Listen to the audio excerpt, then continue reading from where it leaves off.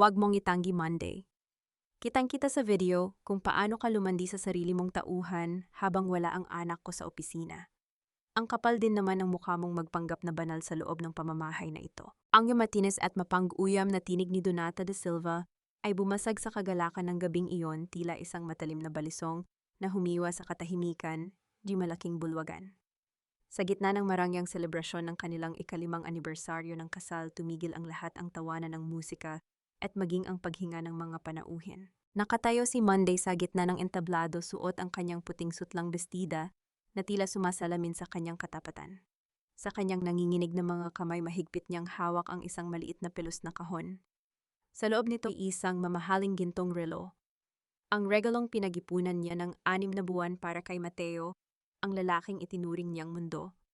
Ang merienda para sa mga bata sa foundation, ang mga simpleng luho para sa sarili, lahat ay tinis niya para lamang maibigay ang pinakamaganda para sa asawa. Ngunit sa isang iglap, ang regalong iyon ay naging tila isang mabigat na pasanin.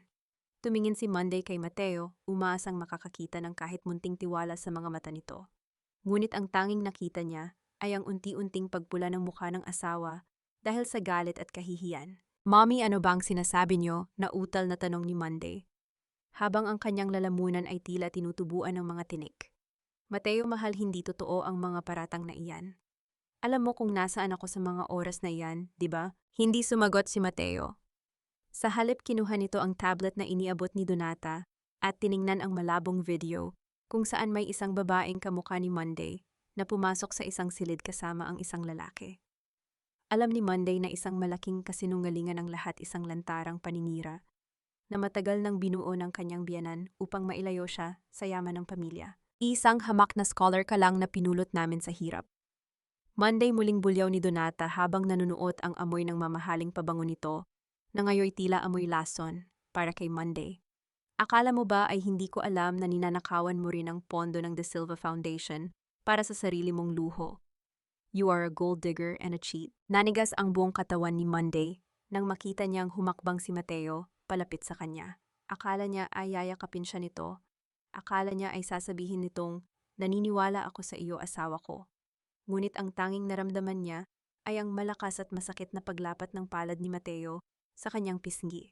Nalaglag ang pelos na kahon mula sa kanyang kamay.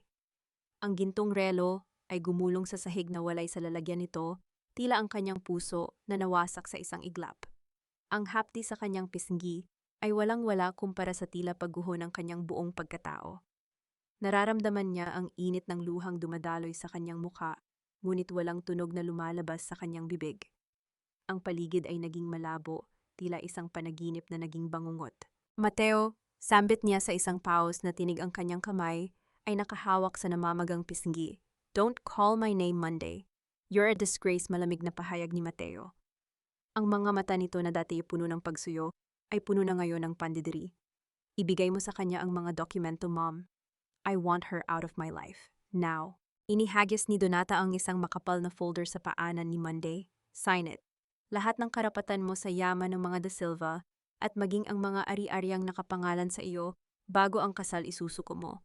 Kung hindi, sisiguraduhin kong sa kulungan ang bagsak mo dahil sa pagnanakaw mo sa foundation." Tumingin si Monday sa paligid. Ang mga kamag-anak ni Mateo, ang mga kaibigang akala niya ay totoo, at maging ang tsismosang kapitbahay na si Aling Charing. Lahat sila ay nakatingin sa kanya nang may pangungutya. Walang sino man ang nagtangkang lumapit. Walang sino man ang nagtangkang magtanong kung ayos lang siya. Dahan-dahang yumuko si Monday para pulutin ang gintong relo sa sahig. Ang salamin nito ay may lamat na katulad ng kanyang kaluluwa. Tiningnan niya si Mateo sa huling pagkakataon. Ang lalaking ipinaglaban niya, laban sa lahat ang lalaking pinagsilbihan niya ng buong katapatan sa loob ng 5 taon. Sa gitna ng lumalakas na nadagundong ng kulog mula sa labas. Isang tanong ang paulit-ulit na umalingaw-ngaw sa isipan ni Monday. Ito ba ang halaga ng lahat ng aking sakripisyo? Ito ba ang dulo ng pag-ibig na akala ko ay panghabang buhay? Kaladkad siya ng 2 malalaking gwardya. Ang kanyang mga paa ay sumasayad sa malamig na marmol ng mansyon na dati niyang tinuring na tahanan. Ang bawat hakbang papalayo sa bulwagan ay tila pagpunit sa kanyang kaluluwa.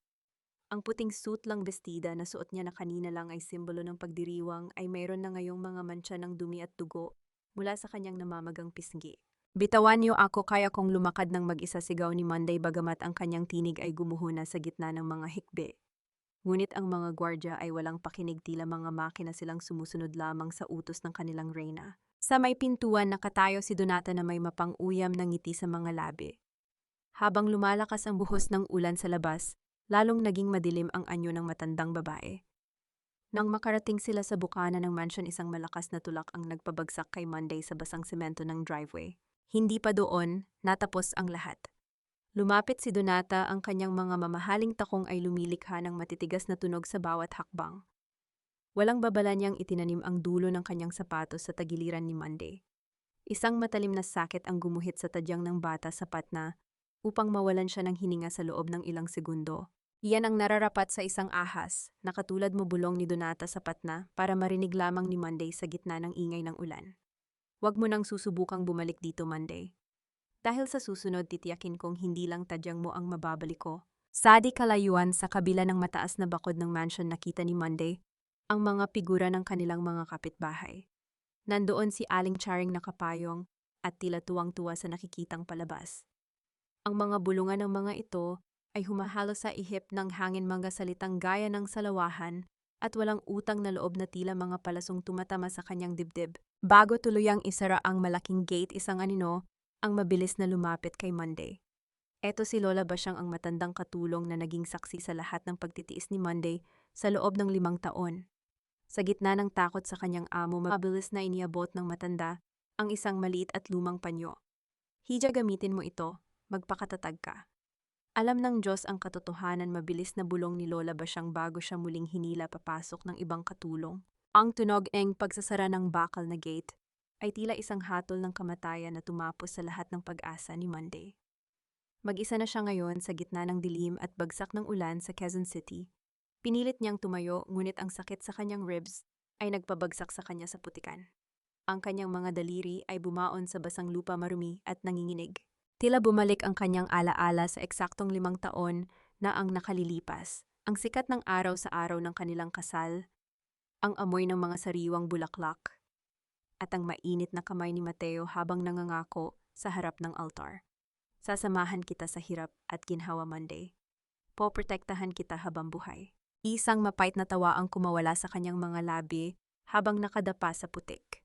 Ang habang buhay na iyon ay tumagal lamang ng 5 taon at ang protection na ipinangako ni Mateo ay nagtapos sa isang malakas na sampal at malamig na pananahimik.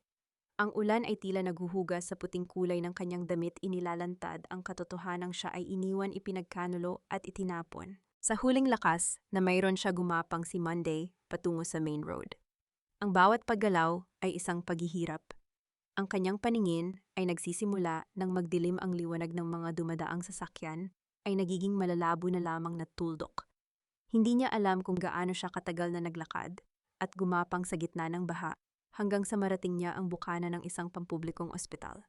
Bumagsak siya sa harap ng emergency room, ang kanyang katawan ay wala nang naramdamang anuman kundi ang tila nagyayelong lamig ng kamatayan. Ang huling nakita niya ay ang pagmamadali ng mga nurse, ngunit bago siya tuluyang mawalan ng malay, isang pares ng makintab at itim na sapatos ang huminto sa harap ng kanyang duguang muka. Ang sapatos na iyon ay hindi katulad ng sa mga nurse. Ito ay sapatos ng isang taong may kapangyarihan at katiyakan sa bawat hakbang. Isang kamay ang marahang humawak sa kanyang balikat at isang baritono ngunit banayad na boses ang huling narinig ng kanyang diwa. Don't close your eyes yet. I finally found you, Monday. Gising ka na pala. Akala ko ay hindi mo na balak bumalik sa mundong ito dahil sa sobrang pagod. Ang boses na yon ay malalim, kalmado at may himig ng awtoridad na hindi nakakasindak kundi nakakakalma. Dahan-dahang iminulat ni Monday ang kanyang mga mata. Sinalubong siya ng nakasisilaw na puting ilaw ng kisame at ang masangsang na alingasaw ng gamot at alcohol na tanging sa mga pampublikong ospital mo lamang malalanghap. Sinubukan niyang gumalaw, ngunit isang matalim na kirot sa kanyang tagiliran ang tila sumaksak sa kanyang hininga. Napadaing siya, ang kanyang kamay ay automatikong napahawak sa bahagi kung saan siya sinipa ni Donata kagabi. Nararamdam niya ang makapal na benda sa kanyang dibdib, isang paalala ng malupit na trato ng pamilyang pinaglingkuran niya ng tapat. Dahan-dahan lang, Monday. May lamat ang dalawa sa iyong mga tadyang. Maswerte ka at hindi iyon tumusok sa iyong bagawi ka muli ng lalaki. Dun lamang lumingon si Monday sa gilid ng kanyang kama. Nakaupo doon ang isang lalaking may maayos na gupit, suot ang isang mamahaling itim na polo na bahagyang nakatupi ang mga manggas. Sa kanyang kandungan ay may nakapatong na makapal na folder. Ang kanyang mga mata ay matalino at tila nakakabasa ng iniisip, ngunit may nakatagong lungkot sa likod ng mga ito. Sino ka, paano mo nalaman ang pangalan ko? Hirap na tanong ni Monday. Ang kanyang lalamunan ay tuyong-tuyo, tila laging may nakabara doon na hindi niya malunok. Ako si Gabriel Montenegro. At nalaman ko ang pangalan mo dahil nakita ko ang iyong wedding ring sa sahig, bago ka tuluyang mawalan ng malay.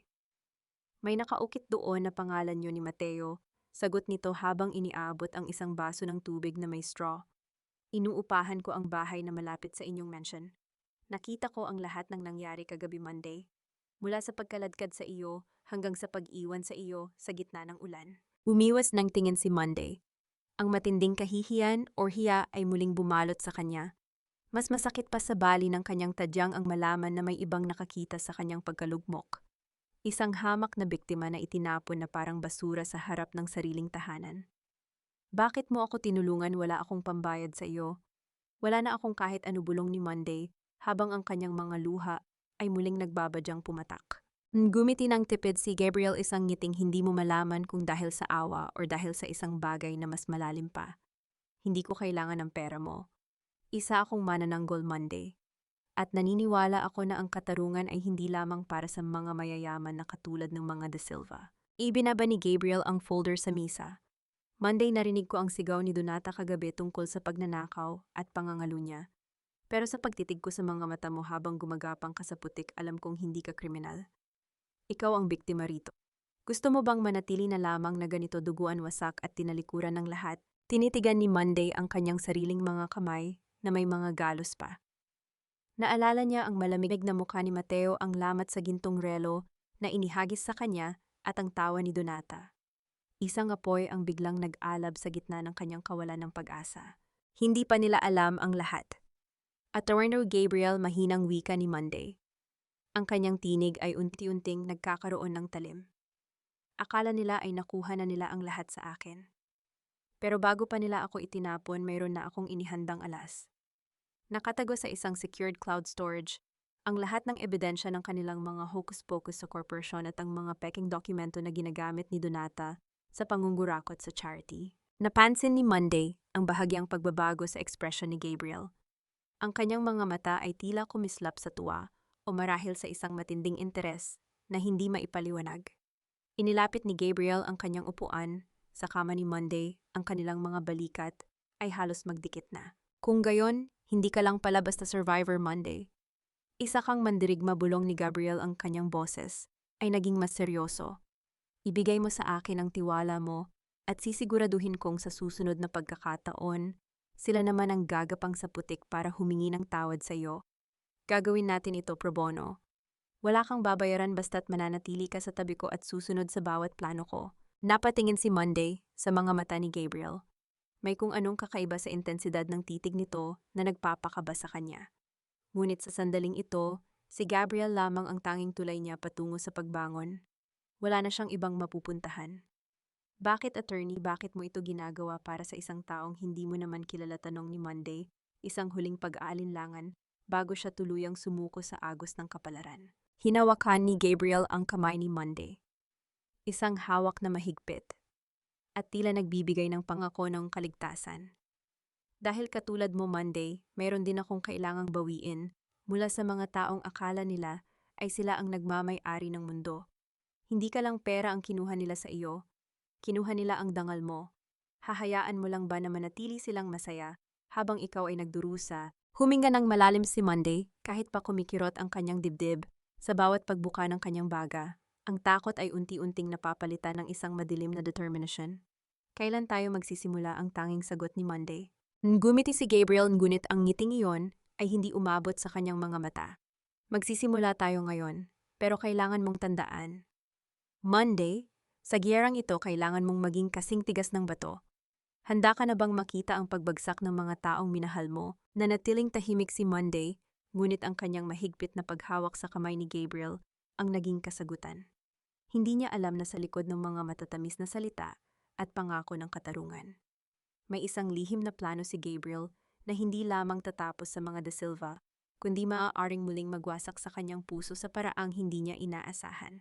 Ang sakit ng katawan ay unti-unting kumukupas, ngunit ang hapdi ng pagtalikod ay nananatiling sariwa sa bawat pagpikit ng aking mga mata. Lumipas ang ilang araw at dinala ako ni Gabriel sa isang maliit ngunit malinis na apartment sa isang tahimik na subdivision sa labas ng syudad. Ayon sa kanya, ito ang pansamantala kong kuta habang inihahanda namin ang mga dokumento laban sa mga De Silva. Dito ang tanging naririnig ko ay ang huni ng mga ibon at ang banayad na paghampas ng hangin sa mga kurtina malayo sa ingay at gulo ng mansyong kumitil sa aking kaluluwa. Isang hapon habang nakaupo ako sa sofa at pilit na inaabot ang isang unan para itama ang pagkakasandal ng aking likod, naramdaman ko ang isang mainit na kamay na humawak sa aking balikat. Huwag kang masyadong malikot, Monday. Sariwa pa ang mga pasamod malumanay na utos ni Gabriel. Dahan-dahan niyang kinuha ang unan at inayos ito sa aking likuran. Ang kanyang muka ay napakalapit sa akin, sapat na para maamoy ko ang bango ng kanyang malinis na damit at ang amoy ng peppermint sa kanyang hininga. Ang bawat kilos niya ay puno ng pag-iingat, tila ba isa akong mamahaling florera na kapag nabitawan ay tuluyan ng mawawasak. Hindi ko naman gustong maging pabigat sa iyo, Attorney Top. Bulong ko habang pinipilit na hindi mailang sa tindi ng kanyang presensya. Hindi ka pabigat. Sabi ko naman sa iyo, investment kita. Biro niya, ngunit nanatiling seryoso ang kanyang mga mata habang binubuksan ang isang maliit na bote ng gamot. Maupo ka ng maayos, kailangan nating lagyan ng ointment ang mga galos mo sa braso. Habang marahan niyang ipinapahid ang malamig na gamot sa aking balat, tinitigan ko ang kanyang mga daliri. Mahahaba ang mga ito at tila sanay sa paghawak ng mga mahahalagang papel. Ngunit ngayon ang mga ito ay nagbibigay ng kakaibang ginhawa sa aking mga sugat. Sa sandaling iyon, sa loob ng katahimikan ng silid, naramdaman ko ang isang pamilyar ngunit matagal nang kinalimutang pakiramdam, ang pakiramdam na pinahahalagahan. Nabalik lamang ako sa realidad nang biglang umalingaw-ngaw ang tunog ng aking lumang cellphone sa ibabaw ng mesa. Ang pangalang lumabas sa screen ay tila isang malakas na sampal sa aking mukha, Mateo. Nanginginig ang aking kamay nang sagutin ko ang tawag. Hindi pa ako nakakapagsalita ay sumalubong na ang boses niyang puno ng panunuya at puot. I see you're still alive, Monday. Akala ko ba ay mamatay ka na sa kahihiyan sa kalsada, ang malamig na bungad ni Mateo. Nabalitaan ko na may kasama kang lalaki nang umalis ka sa ospital. Talagang hindi ka na nag-aksaya ng panahon, no? At sa isang hamak na abogado pa. You really are a cheap woman. Wala kang alam, Mateo, sagot ko, ang aking boses ay pumipyok sa halo-halong galit at sakit. Ang tanging alam mo lang ay ang mga kasinungalingang itinanim ng nanay mo sa utak mo. Don't talk about my mother like that. You are nothing but a thief, Monday. At huwag mong isipin na makakabalik ka pa rito. Sinunog na namin ang lahat ng gamit mo. Ang mga damit mo, ang mga litrato natin, lahat ay abo na. Katulad mo, basura na ang lahat ng iyon sa amin. Pinatay ko ang tawag bago pa niya matapos ang susunod na pangungusap. Napasubsob ako sa aking mga palad, ang aking balikat ay nayayanig sa tahimik na paghikbi. Ang bawat salita ni Mateo ay tila mga karayom na pilit na ibinabaon sa aking puso, sinisira ang anumang munting piraso ng pagmamahal na natitira pa sa akin para sa kanya. Ramdam ko ang pagupo ni Gabriel sa aking tabi. Hindi siya nagsalita, sa halip marahan niyang kinuha ang cellphone mula sa aking kamay at inilayo ito. Pagkatapos ay kinuha niya ang 2 mangkok ng mainit na lugaw na kanina pa nakahanda sa mesa. Kainin mo muna ito, sabi niya sa isang mahinahong tono. Huwag mong hayaang ubusin ng mga salita niya ang lakas mo. Mas kailangan mo iyan para sa susunod nating hakbang. Tahimik kaming kumakain sa tapat ng bintana habang pinagmamasdan ang unti-unting paglubog ng araw. Ang init ng lugaw ay tila humahaplos sa aking nanlalamig na katawan. Isang simpleng pagkain sa isang simpleng bahay kasama ang isang estranghirong nagbigay sa akin ng pangalawang buhay. Sa sandaling iyon, naramdaman ko ang isang munting liwanag ng pag-asa, ang pag-asang balang araw ako naman ang magiging dahilan ng kanilang pagdurusa. Ngunit ng gabing iyon, habang nagpapanggap akong tulog, narinig ko ang mahinang yabag ni Gabriel patungo sa balkonahe. Sa gitna ng katahimikan ng gabi, ang kanyang boses ay tila isang misteryong pilit na kumakawala. Nasa kamay ko na siya, ang mahinang sabi ni Gabriel sa kanyang kausap sa telepono. Nakuha ko na ang tiwala niya. Malapit na nating makuha ang lahat ng kailangan natin para pabagsakin ang mga De Silva At pagkatapos noon, wala na siyang silbi sa atin. Nanigas ang aking buong katawan sa ilalim ng kumot. Ang init na naramdaman ko kanina ay biglang napalitan ng isang nagyayalong takot. Sino ba talaga si Gabriel Montenegro? At ako ba ay tunay na nailigtas o nalipat lamang sa isang mas mapanganib na hawlaka? Ang tiwala ay parang isang marupok na salamin. Kapag ito ay nagkaroon ng lamat kahit anong pilit mong ayusin ang bawat refleksyon, ay magiging hati at puno ng sakit. Kinabukasan, ang sinag ng araw na pumasok sa bintana ng apartment ay hindi nagdala ng init kundi isang malamig na realidad para kay Monday. Habang inilalapag ni Gabriel ang isang tasa ng mainit na kape sa mesa, hindi maalis ni Monday ang tingin sa mga kamay nito. Ang mga kamay na kagabi lamang ay tila nagbigay ng proteksyon, ngunit sa isang iglap ay tila naging mga kamay ng isang mga ngaso na naghihintay lamang ng tamang pagkakataon. Maayos ba ang tulog mo, Monday? Parang namumutla kaya tanong ni Gabriel. Ang kanyang buhay nananatiling malumanay at puno ng huwad na pag-aalala. Medyo masakit lang ang mga pasako, attorney. Salamat sa kape, sagot ni Monday, pilit na itinatago ang panginginig ng kanyang tinig. Kailangan niyang maging matalino. Kung gagamitin siya ni Gabriel, kailangan niyang tiyakin na mas marami siyang makukuha bago siya tuluyang itapon nito. Binuksan ni Gabriel ang television. Ang balita sa umagang iyon ay tila isang malakas na sampal sa dangal ni Monday. Sa gitna ng screen, nakasuot ng isang kulay lila na terno, si Donata de Silva nakangiti at pinaliligiran ng mga kamera sa isang Marangyang charity gala. Nagpapasalamat kami sa lahat ng sumuporta sa aming programa. Para sa mga batang lansangan, wika ni Donata sa harap ng media, ang kanyang tinig ay puno ng pekeng kabaitan. Sa kabila ng mga pagsubok at pagtataksil na hinarap ng aming pamilya, mula sa isang taong malapit sa amin, ang serbisyo ng mga De Silva ay hindi kailanman hihinto. Ang kapal ng mukha niya bulong ni Monday habang nakakuyom ang kanyang mga palad. Galing sa akin ang pondong ginagamit niya ngayon. Ninakaw niya ang perang iyon mula sa personal kong account bago nila ako pinalayas. Hindi lamang iyon. Sa social media kumakalat ang mga litrato ni Monday na may mga caption na puno ng paninira. Ang usap-usapan sa kanilang lumang subdivision sa pangunguna ni Aling Charing ay umabot na sa sukdulan. Ayon sa mga chismis, si Monday daw ay tumakas kasama ang kanyang kalaguyo at nagpakasasa sa pera ng mga De Silva habang nagtatago. Tingnan mo ito, Monday, wika ni Gabriel habang ipinapakita ang isang online post. Ang tingin sa iyo ng publiko ay isang criminal. Ang pangalan mo ay burado na sa listahan ng mga kagalang-galang na babae sa lipunan. Aling Charing even commented that she saw you running away with a suitcase full of jewelry. People love a good scandal, especially if it involves a fall from grace. Naramdaman ni Monday ang paninikip ng kanyang dibdib. Ang bawat salita ng panunuya ay tila mga hollow blocks na unti-unting itinatambak sa ibabaw ng kanyang katawan, nilulunod siya sa hiya. Ang katarungang inaasam niya ay tila isang malabong pangarap na unti-unting nilalamon ng makapangyarihang makinarya ng mga De Silva. Kailangan nating kumilos ng mabilis, Gabriel, wika ni Monday, pilit na ibinabalik ang kanyang tapang. Ibigay mo sa akin ang laptop. I'll start decrypting the files from the cloud. I want them to pay. All of them. Tumango si Gabriel, isang misteryosong kislap ang dumaan sa kanyang mga mata. That's the spirit, Monday. Pero tandaan mo, kailangan nating manatiling nakatago. I want you to stay inside this apartment. Huwag kang lalabas kahit anong mangyari. Ang mundo sa labas ay mapanganib para sa iyo ngayon. Habang abala si Gabriel sa kanyang cellphone sa kabilang silid, nanatiling nakatitig si Monday sa television. Isang katanungan ang pilit na kumakatok sa kanyang isipan. Bakit tila alam na alam ni Gabriel ang bawat galaw ng mga De Silva? At bakit parang hindi siya nagulat nang makita ang balita tungkol sa gala? Ang katahimikan sa loob ng apartment ay nabasag ng may kumatok ng malakas sa pintuan. Ang tunog ay hindi katulad ng sa isang bisita, kundi katulad ng sa isang taong nagdadala ng masamang balita.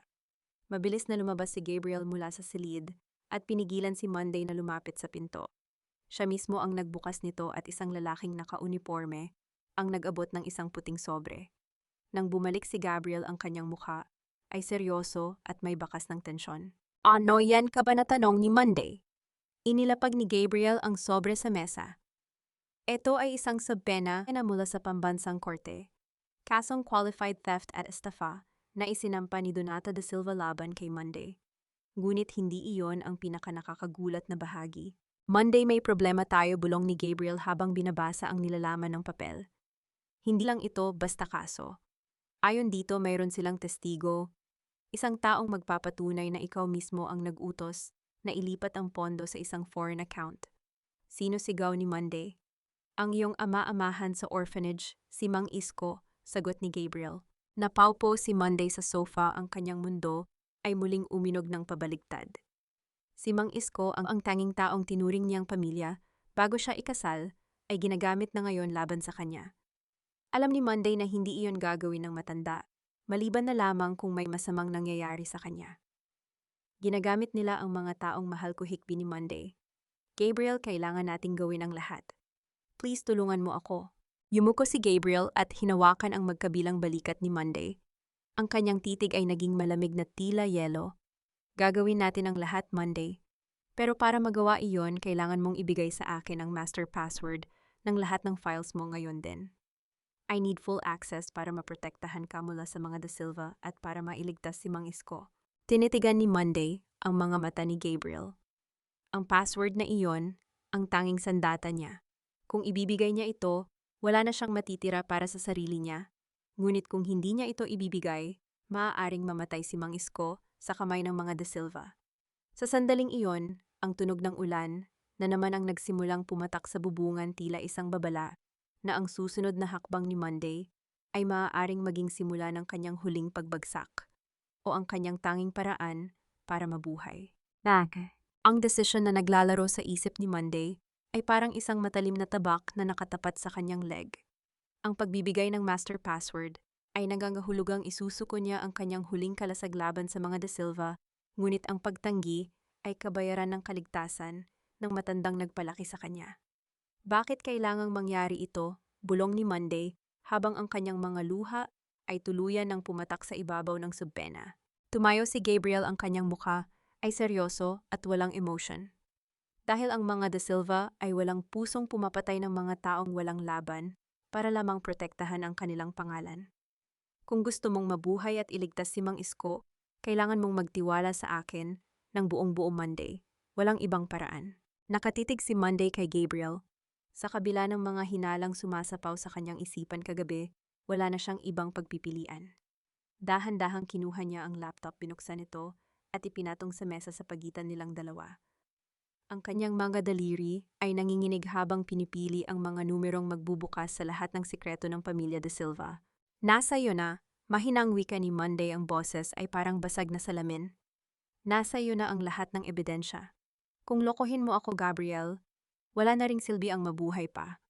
Isang mabilis na ngiti ang dumaan sa mga labi ni Gabriel habang mabilis na pumipindot ang kanyang mga daliri sa keyboard.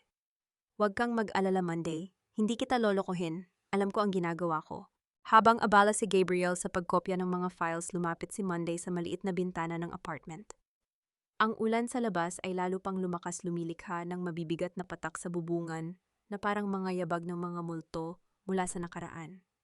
Sa kanyang isipan, tanging ang mukha lamang ni Mang Isko ang naglalaro, ang matandang nag-alaga sa kanya noong siya ay iniwan ng sarili niyang mga magulang. Ilang oras ang lumipas sa loob ng tahimik na silid. Nang matapos si Gabriel, isinara nito ang laptop at ibinulsa ang isang maliit na flash drive. Ang kanyang mga mata ay nagniningning sa isang tagumpay na hindi lubusang maipaliwanag ni Monday. Nakuha ko na ang kailangan natin, wika ni Gabriel habang kinukuha ang kanyang jacket. May lalakarin ako ngayon upang ayusin ang affidavit ni Mang Isko at protektahan siya bago pa man siya muling makuha ng mga tauhan ni Donata. Manatili ka rito, wag na huwag kang magpapakita sa labas. Bago pa makapagsalita si Monday, mabilis nang lumabas si Gabriel ng apartment at isinara ang pinto. Ang pag-alis niya ay nag-iwan kay Monday sa isang malalim na pangamba. Ang katahimikan sa loob ng silid ay naging bingi at ang takot ay unti-unting gumagapang sa kanyang buong katawan. May mali. Ramdam na ramdam ko ang pakiramdam na iyon sa aking dibdib. Ang paraan ng pagngiti ni Gabriel kanina ay hindi ngiti ng isang abogado na nagtatanggol ng katarungan, kundi ngiti ng isang taong nakuha na ang kanyang huling premyo. Gamit ang kanyang huling lakas, dahan-dahang tumayo si Monday at nilapitan ang basurahan sa ilalim ng mesa. Doon nakita niya ang isang kapirasong papel na itinapon ni Gabriel bago ito umalis. Pinulot niya ito at binasa ang nakasulat. Isang address sa isang abandonadong bodega sa tabi ng pantalan sa Maynila, kasabay ng isang pangalan ng bangko sa ibang bansa kung saan nakatala ang milyon-milyong piso at dun gumuho ang huling piraso ng paniniwala ni Monday. Hindi pala siya tinulungan ni Gabriel para sa katarungan. Ginamit lamang siya nito upang makuha ang mga ebidensya at maibenta ito sa mga kalaban ng mga De Silva. O kaya ay gamitin ito upang gipitin ang buong pamilya para sa sarili nitong paghihiganti. Si Gabriel ay hindi kakampi. Siya ang pinakamapanganib na kaaway na nagbalat kayo bilang isang tagapagligtas. Ang sakit sa kanyang mga tadyang ay nawalan ng saysay kumpara sa matinding pagtataksil na lumapas sa kanyang puso. Tumulo ang mga luha ni Monday hindi dahil sa panghihina, kundi dahil sa isang malalim at nag-aalab na galit na nagsisimulang sumilab sa kanyang buong pagkatao. Niloko siya ng sarili niyang tiwala. Habang nakatayo siya sa gitna ng madilim na silid, kinuha ni Monday ang kanyang lumang cellphone. Wala na siyang abogado. Wala na siyang ebidensya sa kanyang cloud storage. Ngunit mayroon pa siyang isang bagay na hinding-hindi kailanman mananakaw ng kahit na sino, ang kanyang talino at ang katotohanan na nakatatak sa kanyang isipan. Hindi na siya iyak. Hindi na siya magpapakita ng kahinaan. Isang katok sa pinto ang lumikha ng ingay sa labas ng apartment. Isang malakas at sunod-sunod na katok na tila nagbababala na ang mga taong humahabol sa kanya ay natagpuan na ang kanyang taguan. Ang sunod-sunod na katok sa pinto ay parang mga martilyong tumutuktok sa loob ng bunggo ni Monday. Ang kanyang hininga ay bumilis, ang bawat paghinga ay pilit na pinipigilan upang walang marinig ang sinumang nasa labas. Monday, alam kong nandyan ka. Buksan mo ang pinto kung ayaw mong sirain namin ito. Ang boses ng isang hindi pamilyar na lalaki ay umalingaw-ngaw mula sa pasilyo, puno ng banta at kasamaan. Hindi na nag-isip pa si Monday. Ang bawat segundo ay buhay o kamatayan. Mabilis niyang kinuha ang kanyang lumang cellphone, isinuot ang kanyang jacket at maingat na gumapang patungo sa maliit na bintana sa likod ng kusina. Ang bintanang iyon ay dumidiretso sa isang makipot na fire escape na nag-uugnay sa madilim na eskinita sa ibaba.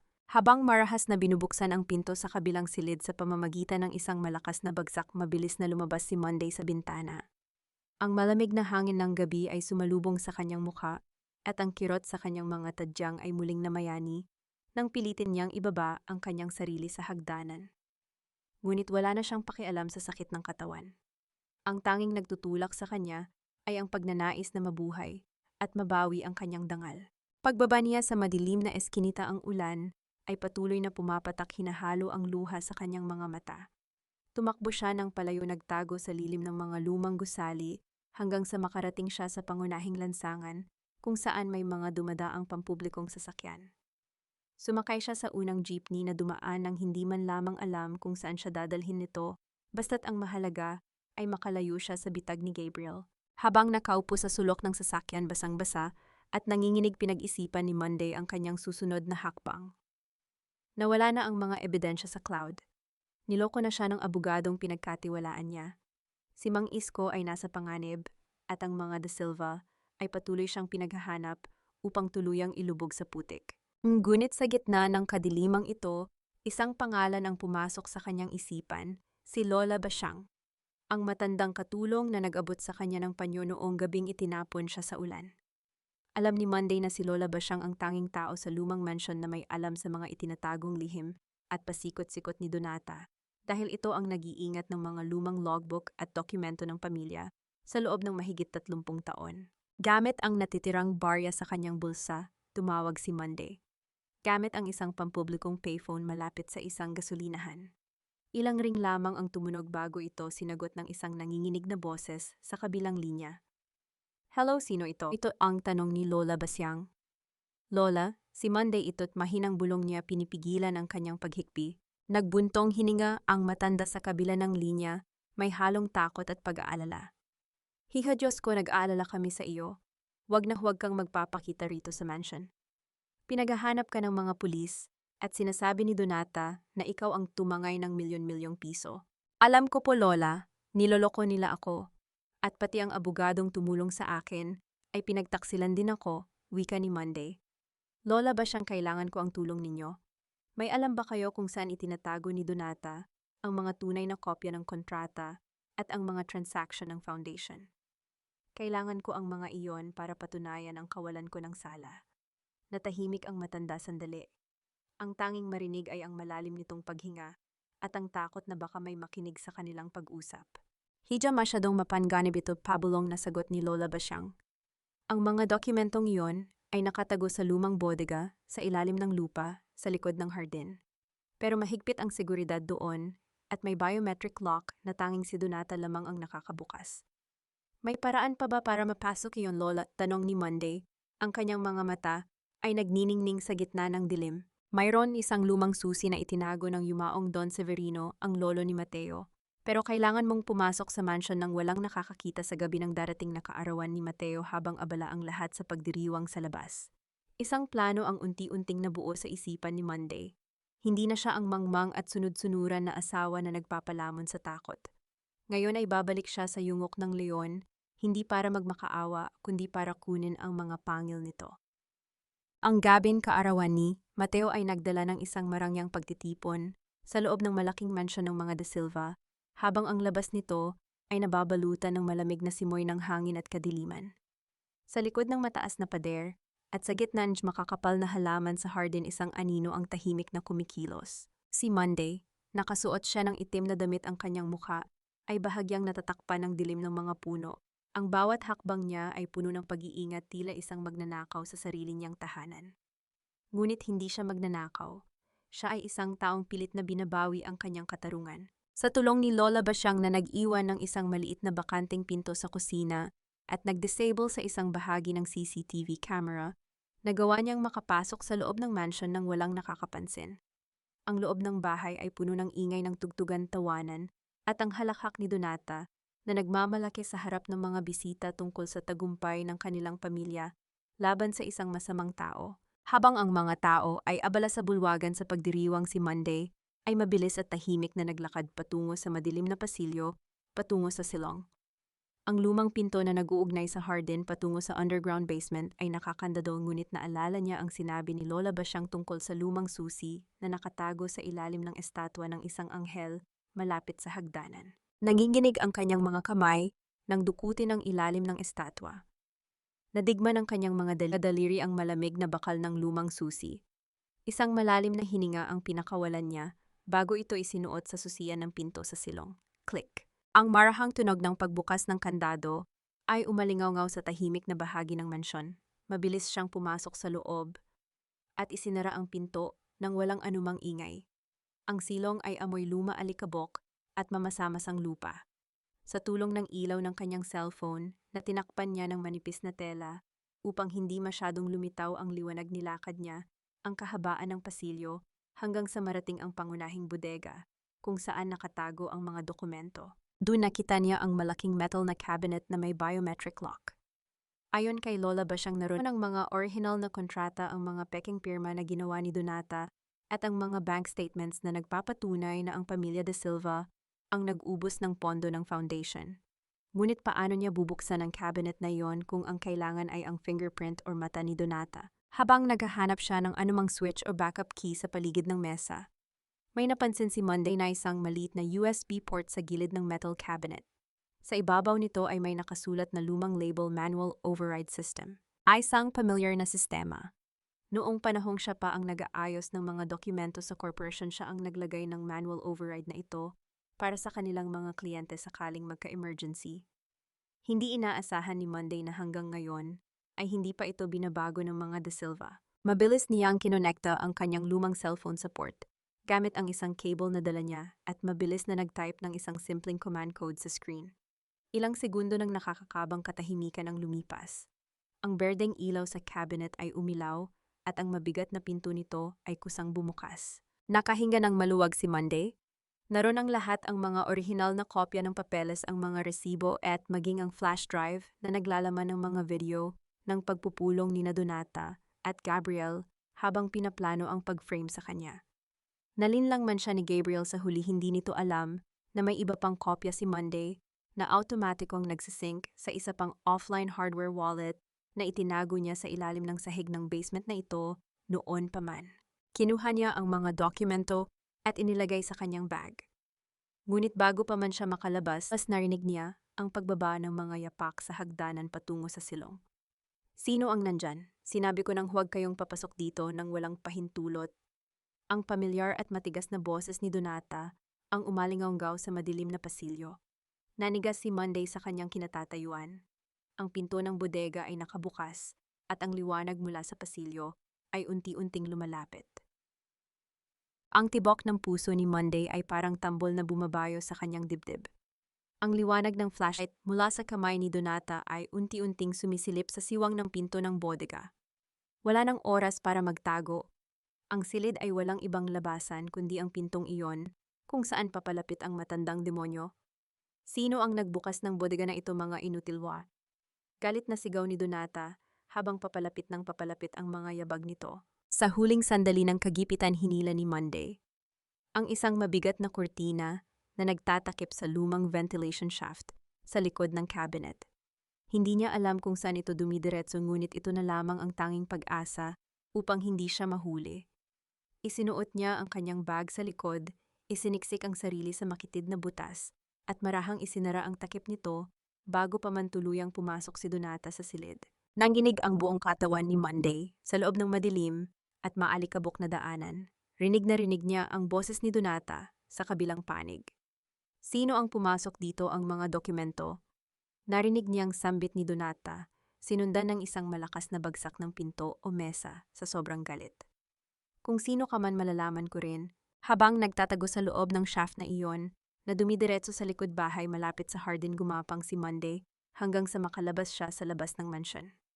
Lumanghap siya ng malalim na hangin ng kalayaan nang marating niya ang damuhan. Hawak-hawak niya ang bag na naglalaman ng mga ebidensya, ang susi para sa pagbagsak ng mga De Silva. Ngunit hindi pa tapos ang laban. Kailangan niyang maabot ang istasyon ng telebisyon bago sumapit ang umaga. Kinaumagahan isang hindi inaasahang pasabog ang yumanig sa buong bansa. Isang kilalang programa sa television sa oras ng tanghali ang nakatanggap ng isang anonymous package.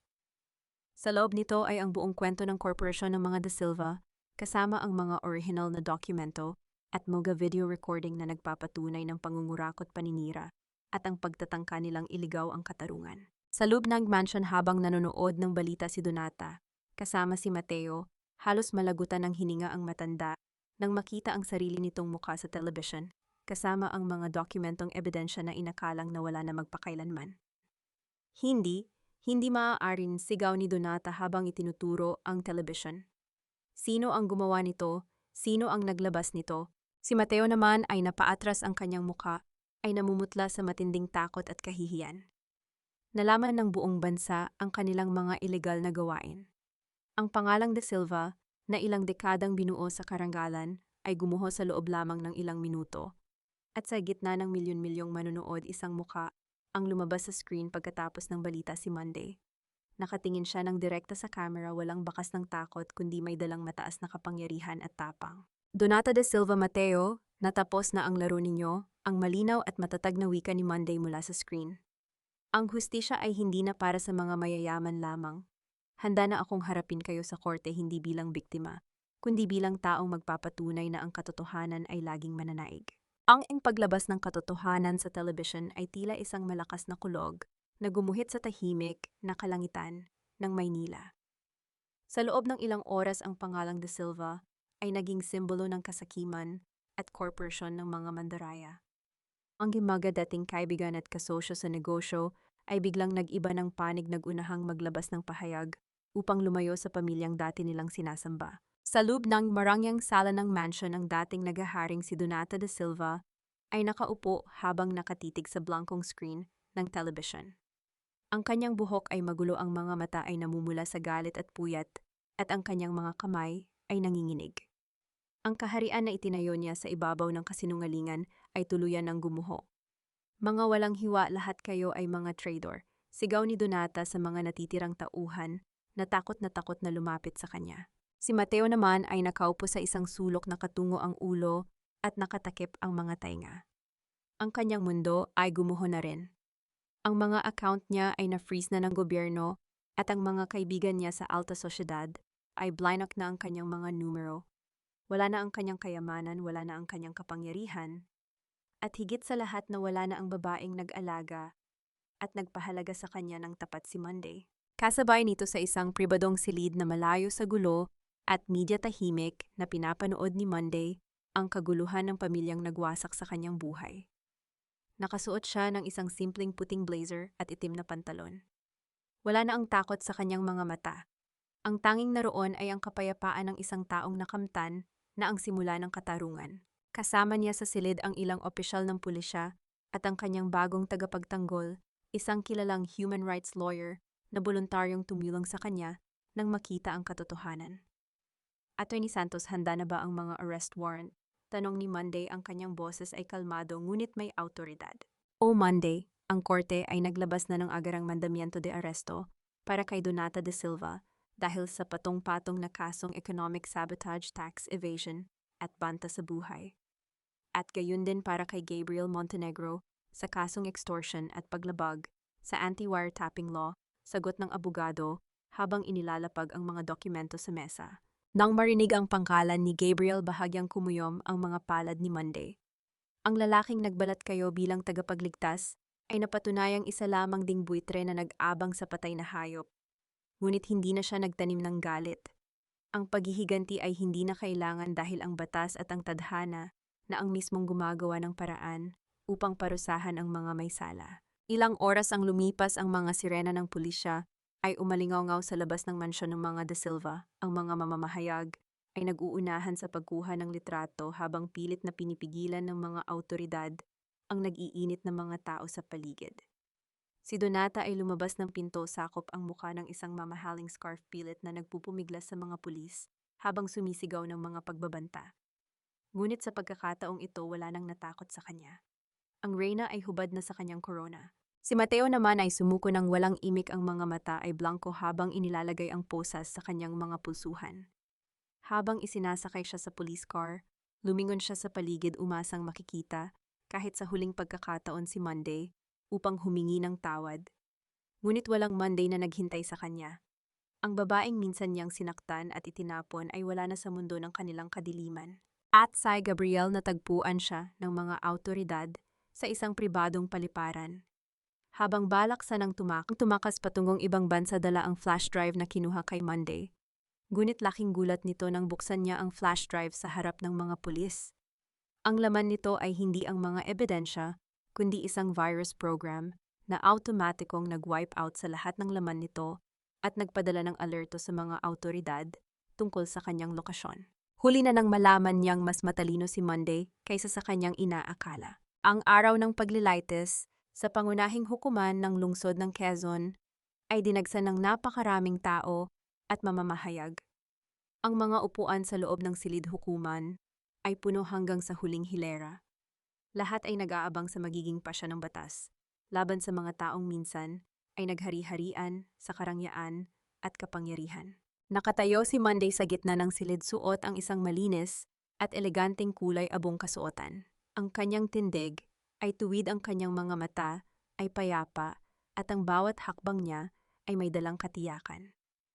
Wala na ang babaeng umiyak sa gitna ng ulan, ilang linggo na ang nakalilipas. Ang naroon ay isang matatag na babae na muling binuo ang sarili mula sa abo ng sarili niyang pagdurusa. Sa kabilang panig ng silid, nakaupo sa bench ng mga akusado sina Donata at Mateo. Ang mukha ni Donata ay lukot ng pot at pagkairita sa mga camera na nakatutok sa kanila. Habang si Mateo ay nakayuko lamang, ang kanyang mga kamay ay nanginginig sa labis na kahihiyan at pagsisisi. Si Gabriel naman sa kabilang silya ng mga akusado ay tahimik at malamig ang titig, bagamat halata ang pagkawala ng kanyang dating angas. Tumayo ang lahat para sa hukom, ang malakas na sigaw ng court bailiff. Pumasok ang hukom, isang matanda at iginagalang na mukha ng katarungan. Pagkatapos ng ilang sandaling katahimikan at pagbasa sa mga napatunayang ebidensya, nagsimulang magsalita ang hukom. Ang bawat salita ay tumatama sa silid hukuman na parang mga martilyo. Matapos surin ang lahat ng mga dokumento, mga digital evidence at ang mga patotoo mula sa iba't ibang saksi, kabilang na ang mga biktima ng sistemang korupsyon ng pamilya De Silva, panimula ng hukom sabay tingin ng diretso kina Donata at Mateo. Ang hukuman ay nagpapasya na ang mga akusado ay guilty sa lahat ng kasong ipinaratang sa kanila. Isang malakas na bulungan ang umalingaw-ngaw sa silid hukuman. Si Donata De Silva ay sinentensyahan ng pagkakulong ng habambuhay ng walang piyansa dahil sa matinding economic sabotage at manipulation of funds. Si Mateo da Silva ay nahatulan ng 10 taong pagkakulong dahil sa pakikipagsabwatan at domestic abuse. At si Gabriel Montenegro ay nahatulan ng 7 taong pagkakulong dahil sa extortion at paglabag sa tiwala ng propesyon. Ang bawat kataga ay tila isang hatol ng kalayaan para kay Monday. Lumingon si Mateo kay Monday. Ang mga mata nito ay puno ng luha at pakiusap. Binuka nito ang bibig upang humingi ng tawad, ngunit walang tunog na lumabas. Tumalikod lamang si Monday pinili na huwag nang ibigay ang kahit anong reaksyon sa lalaking minsang pumatay sa kanyang mga pangarap. Para kay Monday, ang pinakamagandang ganti sa isang taong nagtaksil ay ang tuluyang pagkalimot sa kanya. Habang iginagapos ng mga pulis sina Donata at Gabriel upang dalhin sa pitan si Donata, ay sumigaw pa ng mga pagbabanta, ngunit agad din siyang pinatahimik ng batas. Nang lumabas si Monday sa gusali ng hukuman, sinalubong siya ng liwanag ng araw at ng napakaraming flash ng camera mula sa media. Inabot sa kanya ng mga mamamahayag ang mikropono upang humingi ng kanyang huling pahayag. Tiningnan ni Monday ang mga taong nakapaligid sa kanya, ang mga kababaihan na naging inspirasyon ng kanyang kwento, ang mga taong minsang humusga, ngunit ngayoy humahanga na sa kanyang katatagan. Walang sugat na hindi humihilom kung pipiliin mong linisin ito. Ang malinaw at mahinahong pahayag ni Monday sa harap ng mga camera. Ang hustisya ay hindi nagtatapos sa pagpaparusa sa mga nagkasala. Nagsisimula ito sa sandaling tanggapin mo ang iyong halaga at magpasya kang bumangon gaano man kabigat ang ibinagsak sa iyo ng mundo. Pagkatapos ng maikling pahayag, iniwanan niya ang kaguluhan ng media. Naglakad siya patungo sa isang sasakyan na naghihintay sa kanya sa tabi ng kalsada. Lumingon siya sa huling pagkakataon sa kalangitan ng Maynila, ang hangin ay banayad at malamig, nagdadala ng pangako ng isang bagong umaga. Ang kanyang bagong simula ay naghihintay na sa ibayong dagat. Ang tunog ng mga alon na humahampas sa puting buhangin ay parang isang musika ng kapayapaan na matagal nang hindi naririnig ni Monday. Isang taon na ang lumipas mula nang mawala ang anino ng nakaraan sa kanyang buhay. Sa isang tahimik at magandang bahay sa tabi ng dagat sa Singapore, malayo sa ingay ng Maynila at sa mga sugat ng lumang mansyon ng mga Da Silva, sinimulan ni Monday ang pagbuo ng isang mundong tanging siya ang nagmamay-ari. Bilang Regional Managing Director ng isang kilalang kumpanya ng pinansyal sa Asia, ang kanyang mga araw ay puno ng mga desisyon, mga pulong at mga estratehiya. Ngunit sa likod ng kanyang tagumpay sa korporasyon, ang pinakamahalagang tagumpay para kay Monday ay ang kapayapaan sa kanyang sariling puso. Wala na ang takot na baka sa isang iglap ay mawala ang lahat. Ngayon ay alam na niya na ang pundasyon ng kanyang buhay ay nakatayo sa kanyang sariling mga paa at sa kanyang sariling kakayahan. Isang hapon habang naglalakad siya sa baybayin, suot ang isang simpleng puting bestida at nakapaa sa buhangin, pinagmasdan niya ang paglubog ng araw. Ang kulay kahel at ginto sa kalangitan ay tila sumasalamin sa kulay ng pagbabago. Dito ka lang pala, Boss Monday, ang masayang boses ng kanyang assistant na si Liam ang bumasag sa tahimik na sandali. Inabot nito ang isang tasa ng tsa at isang maliit na sobre. May dumating na mail mula sa Pilipinas para sa iyo. Tinitignan ni Monday ang sobre. Walang nakasulat na pangalan ng nagpadala, ngunit pamilyar sa kanya ang sulat kamay. Dahan-dahang binuksan niya ito at binasa ang nilalaman. Isang maikling liham mula kay Lola Basyang na nagsasabing maayos na ang kalagayan nito sa probinsya at nagpapasalamat sa tulong na ipinadala ni Monday para sa kanyang pamumuhay. May problema ba, Monday? Nag-aalalang tanong ni Liam nang makitang natahimik siya. Gumiti si Monday, isang ngiting tapat at walang halong lungkot. Wala, Liam. Magandang balita ito. Sinasabi lang nito na ang bawat sugat ay may dahilan para maging matatag tayo. Ibinalik niya ang kanyang tingin sa karagatan. Ang simoy ng hangin ay banayad na humahaplos sa kanyang buhok. Naalala niya ang sarili niya noong gabing itinapon siya sa ulan, dugo ang walang laban. Kung may magsasabi man sa kanya noon natatayo siya sa puntong ito ngayon, marahil ay hindi niya ito paniniwalaan. Ngunit napatunayan niya na ang isang babaeng pinagkaitan ng katarungan at tinangkang patay ng pag-asa ay maaaring bumangon bilang isang reyna ng sarili niyang tadhana.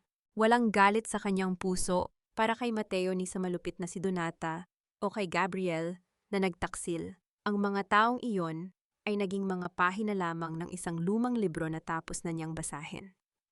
Ang natitira na lamang ay ang malinis na blanko ng hinaharap handang sulatan ng mga bagong tagumpay at tunay na pagmamahal. May mga taong dumarating sa ating buhay upang sirain ang ating mundo, hindi upang tayo ay tuluyang mamatay, kundi upang pilitin tayong tuklasin ang lakas na hindi natin alam na mayroon pala tayo. Ang Maynila ay nananatiling isang lungsod ng mga ingay trapiko at walang katapusang takbo ng buhay.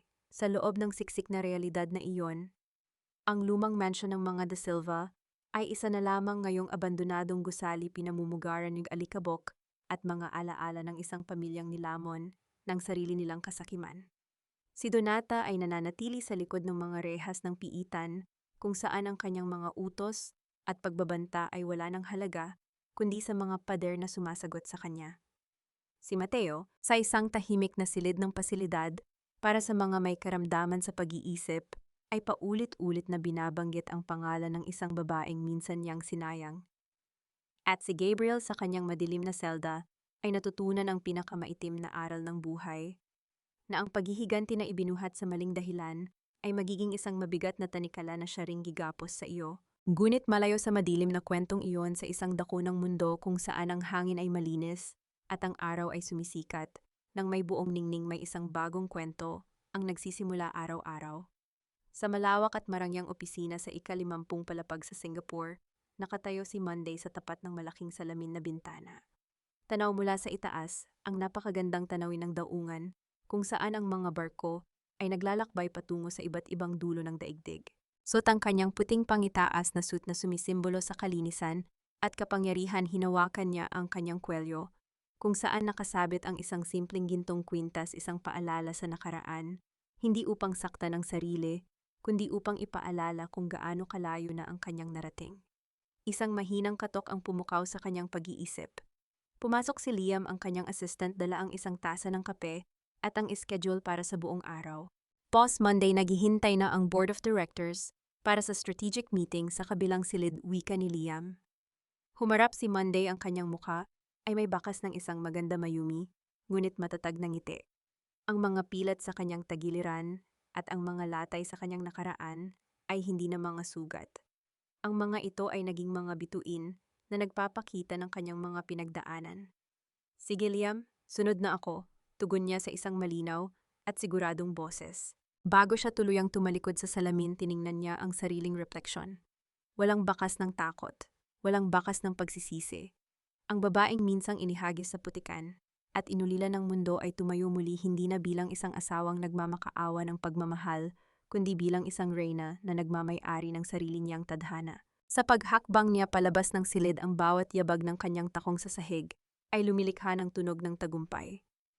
Isang patunay na hanggat may hininga ang bawat wakas ay simula lamang ng isang mas magandang umaga.